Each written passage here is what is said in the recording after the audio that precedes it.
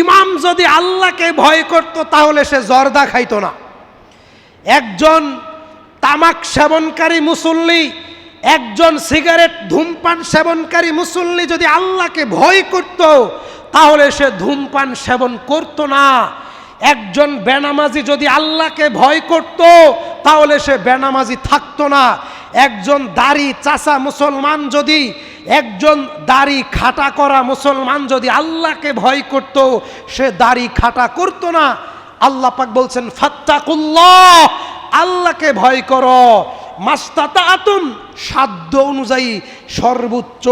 আল্লাহ পাক বলেন ইয়া আইয়ুহাল্লাযিনা আমানুত্তাকুল্লাহ, তোমরা যদি আল্লাহকে ভয় করো, ওয়াকুলু কাওলান সাদীদা, তাহলে সর্বদা সত্য কথা বলবে, সরিষা পরিমাণ মিথ্যা কথা বলবে না।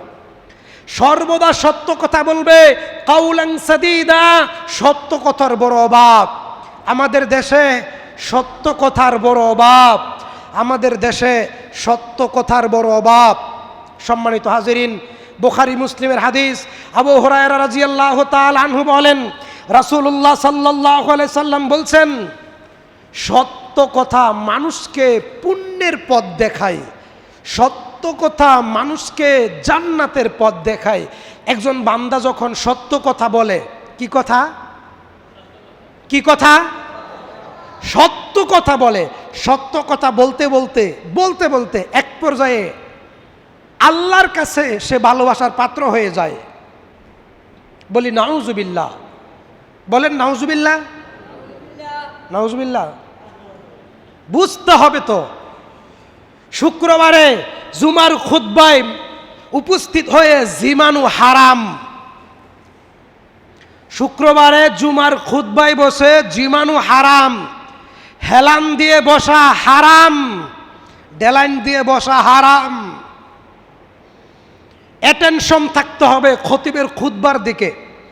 রাসূল সাল্লাল্লাহু আলাইহি সাল্লাম বলছেন, একজন বান্দা যখন সত্য কথা বলে, সত্য কথা বলতে বলতে আল্লাহ তাকে ভালোবাসে। কোন আমলের কারণে? সত্য কথা বলার কারণে।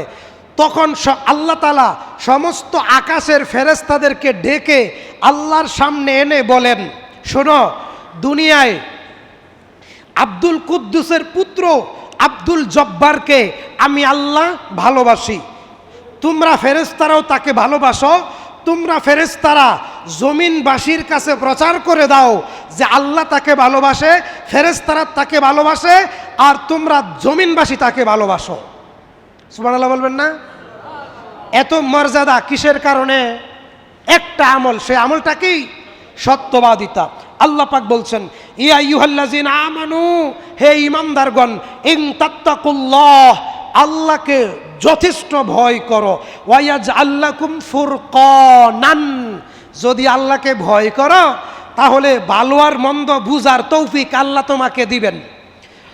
1322 নম্বর হাদিস তিরমিজির, দুই কান খুলে ভালো করে শুনেন।